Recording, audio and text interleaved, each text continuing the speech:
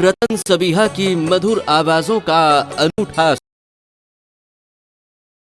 ए दरोगा बाबू, ए दरोगा बाबू मुरलो के सजावा के, ए दरोगा बाबू मोर ए दरोगा बाबू।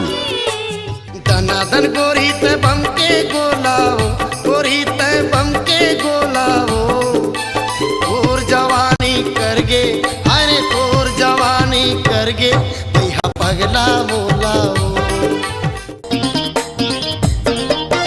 और सुने बिना हटे नहीं जी हटे नहीं, कुछ बात हा पचे नहीं जी पचे नहीं, मन हावे तुर खोटा। तभी कही थे तोला रे बिन पेंदी के लोटाना।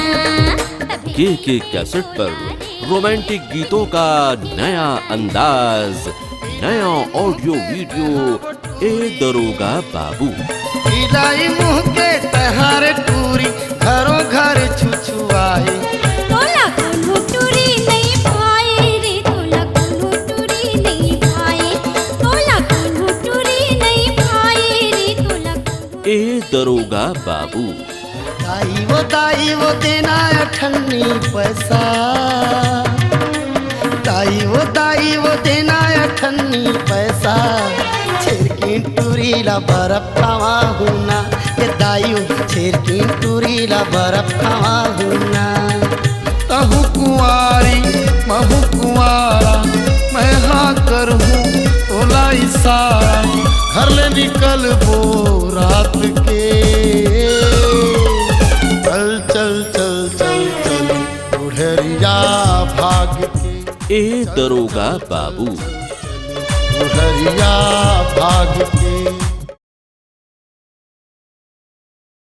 गोरेलाल बर्मन और रतन सबीहा की मधुर आवाजों का अनूठा संगम। के कैसेट पर ए दरोगा बाबू। ए दरोगा बाबू मुरलो के सजावा के, ए दरोगा बाबू मोर ए दरोगा बाबू।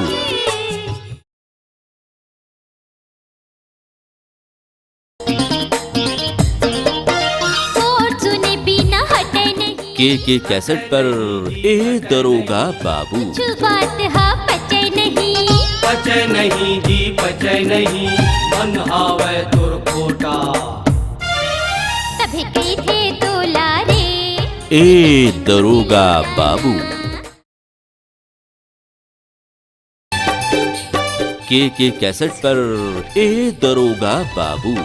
दनादन गोरी ते बम के गोलाओ, गोरी ते बम के गोलाओ, तोर जवानी करगे, अरे तोर जवानी करगे ए दरोगा बाबू।